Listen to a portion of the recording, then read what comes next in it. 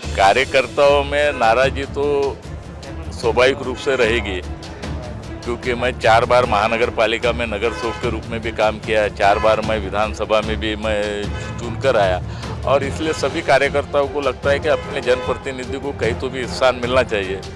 परंतु मुख्यमंत्री महोदय के सामने भी अनेक प्रकार की अड़चनें रहती, क्योंकि उनको 3 पार्टी का अलायंस सरकार लेकर चलाना है और इसलिए अनेक प्रकार के अड़चन के माध्यम से भी आज नहीं तो कल उसका फायदा निश्चित रूप से होगा।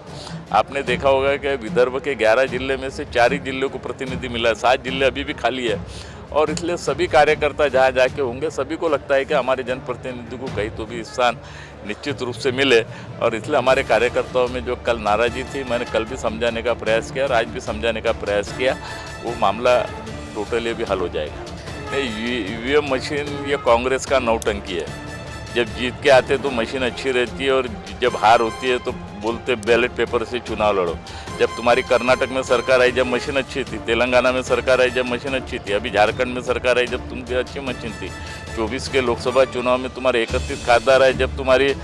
मशीन अच्छी थी। इतना ही है तो 31 खासदारों ने राजीनामा देना चाहिए और 46 जो अभी आमदार उनके अलायंस में चुन के आए उन्होंने राजीनामा देना चाहिए, फिर मांगनी करना चाहिए उन्होंने का बैलेट पेपर के ऊपर मतदान लो। यानी चीत भी मेरी पट भी मेरी,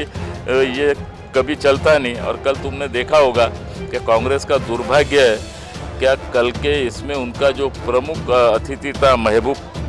प्राचा करके, ये आतंकवादियों के सभी केस लड़ता है, जिन्होंने अपने भारत के ऊपर जिन आतंकियों ने हमला किया, जिस पाकिस्तान ने हमला किया, अनेक लोगों की जान गई, उसका वकील के रूप में महमूद प्राचा ये कोर्ट के अंदर लड़ता है और कल वो कांग्रेस का प्रमुख अतिथि करके वहाँ मौजूद था। ये दुर्भाग्य है अपने राज्य का और अपने शहर का और इसीलिए कांग्रेस को लोग अभी नापसंद करने लगे और इसलिए कांग्रेस धीरे धीरे साफ होते जा रही है। नहीं, वो हो जाएगा। हमारा पारिवारिक घरगुती हमारा मामला है, पूर्व नागपुर बोले यानी हमारा परिवार है, उनके नाराजगी भी हल करने का प्रयास करें। अरे कांग्रेस ने अपने गिरे जबान में झाँक कर देखना चाहिए कि उनकी सरकार के समय उन्होंने क्या दिया, किसानों को क्या दिया और इसलिए किसानों के भरोसे जो वो नाचते थे, लेकिन किसानों के साथ लगातार अन्याय करने का काम, विश्वासघात करने का काम किसी ने किया होगा तो ये कांग्रेस ने किया